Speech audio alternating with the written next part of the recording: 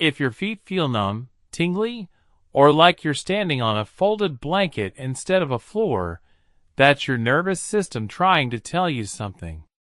For a lot of people over 60, that feeling shows up quietly at first. Cold toes that never quite warm up. A tingle that creeps up the shin by evening. Easy to brush off as just getting older. But it's worth paying attention to, because that sensation usually has a cause, and in many cases, it responds well to simple, consistent movement. Today we're walking through 4 seated exercises that people use to support circulation, keep the nerves in their feet active, and protect their balance. Every move is done sitting down in a chair, and the first one takes about a minute to learn. Stick around through the 4th one. It ties the other 3 together, and it's the one people tell us made the biggest difference in how their feet felt by the end of the day. One thing before we start, and this matters more than anything else in this video. Numbness, tingling, or burning in the feet can come from a lot of different places. Poor circulation, nerve compression, vitamin deficiencies, diabetes-related neuropathy, thyroid issues, even certain medications. These exercises are a supportive daily habit, not a diagnosis and not a cure. If you're dealing with new numbness that's getting worse, or numbness alongside wounds that won't heal, please talk to a doctor. This routine is meant to sit alongside good medical care, not replace it. Is it just circulation, or something else? That's the question almost everyone asks first.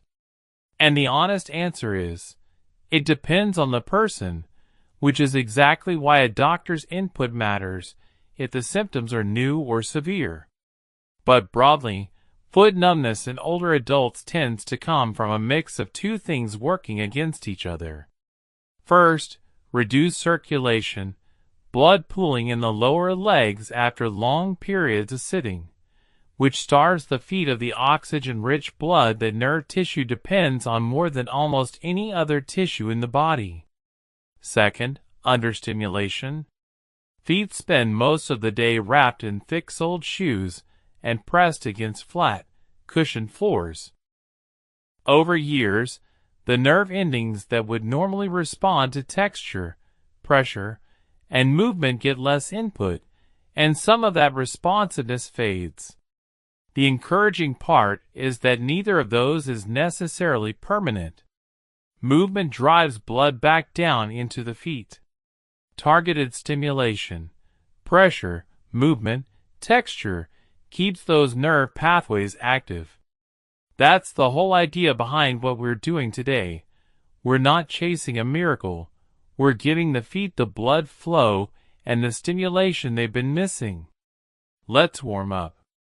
The warm-up this routine is built for everyday tired, understimulated feet, the kind that come from age and long hours sitting. If you live with advanced diabetes, a diagnosed neuropathy, or you've noticed sudden or severe changes in sensation, keep your own doctor looped in on any new routine. Sit tall in your chair with both feet flat on the floor. Slowly roll each ankle 10 times in one direction, then 10 times in the other. This gets blood moving down into the feet right away. Next, gently tap both feet against the floor 20 times, alternating left and right, like a slow, steady drumbeat. That's it. You've just told your circulatory system that something's about to change. Exercise 1. Seated toe raise and spread if your toes feel stiff, curled under, or strangely disconnected from the rest of your foot. This is the move that reaches them directly. If you're able to, take your shoes and socks off for this one. Bare skin against the floor gives your feet a kind of sensory input they rarely get anymore. The floor itself becomes part of the exercise. Sit tall, both feet flat. Lift all 10 toes as high as you can and hold for 3 seconds. You should feel a pull along the top of the foot. Now spread those raised toes as wide apart as you can and hold for 2 more seconds. Lower them slowly back down. That's 1 repetition. Aim for 12. Pay attention to which toes respond easily and which ones lag behind. For most people, the little toe is the slowest to cooperate, so give it a bit of extra attention on every spread. Over days and weeks, a lot of people notice that toes start joining in more naturally, a small sign that the stimulation is doing its job. Before exercise 2, quick pause. If you're finding this useful, it genuinely helps other people find it too if you let us know in the comments whether your feet deal with this kind of tingling or cold. Not asking for a like or a follow, just curious how common this is for people watching. Okay, let's keep going. Exercise 2. Seated calf pump with foot press. If your feet stay cold even when the rest of you feels warm, your calves are probably part of the problem. The calf muscles act as one of the strongest circulation pumps in the lower body. When they sit still for hours, blood pools in the lower leg, and the feet end up last in line for fresh, oxygen-rich blood. Sitting tall, raise both heels as high as comfortable, coming up onto the balls of your feet. At the top, press the balls of your feet firmly into the floor for 2 seconds. You should feel a squeeze through the calf and pressure spreading through the arch. Lower slowly and with control all the way down. That's 1 repetition. Do 20 at a calm, even pace, about 1 full raise and lower every 4 seconds. Think of it as a second heartbeat for your lower legs. Go slowly here on purpose. Rushing this move turns it into bouncing on the ankles, and the calf never fully squeezes. Slow and deliberate is what actually empties the veins and pulls fresh blood down toward the foot. Some people notice real warmth building in the foot by the back half of the set. That's just blood arriving in tissue that's been cold and quiet for a while. And for a lot of people, that feeling alone is worth the 10 minutes. Exercise 3. Seated foot rolling with a towel. This one reaches a part of the foot most routines skip entirely, the arch. The band of tissue along the bottom of the foot, the plantar fascia, is dense with nerve endings, and years of thick-soled shoes and flat floors leave it understimulated. You don't need special equipment. A rolled-up hand towel works fine. Place it under the arch of your right foot. Slowly roll your foot forward and back, from the ball of the foot down toward the heel, pressing gently as you go. You're not stretching here, you're stimulating. So search for spots that feel tight, tender, or oddly numb. When you find a numb spot, stop and hold steady, gentle pressure there for 10 full seconds. Roll the right foot for 60 seconds total, then switch to the left. There's a nice side benefit to this one too. The nerve endings in the arch feed into your sense of balance, sometimes called proprioception, your body's sense of where your feet are without having to look down. Keeping that pathway active is one small piece of lowering fall risk, which matters more the older we get. If your towel feels too firm or too soft, just adjust how tightly you roll it. Looser for a gentler touch, tighter for more pressure. You're aiming for steady, tolerable pressure, never anything sharp or painful. Exercise 4. Seated shin taps and ankle circles. This is the one that tends to make the biggest difference for people, because it pulls everything else together. If your lower legs feel heavy or seem to switch off after you've been sitting a while, the muscle running down the front of your shin, the tibialis anterior, is likely part of the story. That muscle lifts the front of your foot with every step. When it weakens, the foot can drag just slightly, and that small drag is often what catches a toe on a rug edge or a raised threshold and turns an ordinary step into a fall. Sit tall, both feet flat, heels planted on the floor. Lift the front of both feet, toes, and the balls of the feet as high as you can and hold for 2 seconds. You should feel that shin muscle working. Lower slowly. That's 1 shin tap. Do 15. Then lift your right foot a couple of inches off the floor and draw 10 slow, wide circles with the ankle. 5 one direction, 5 the other, making each circle as large as comfortably possible. Set it down, then repeat with the left foot. If you feel a sharp tingling spreading into the foot during this one, that's usually just nerve tissue responding to the stimulation, not a sign of harm. But if anything feels like genuine pain rather than tingling, ease off and check in with your doctor. Some people describe this feeling as sharper and more electric than their usual dull, foggy numbness, a noticeable difference that tells you the movement is reaching the right tissue.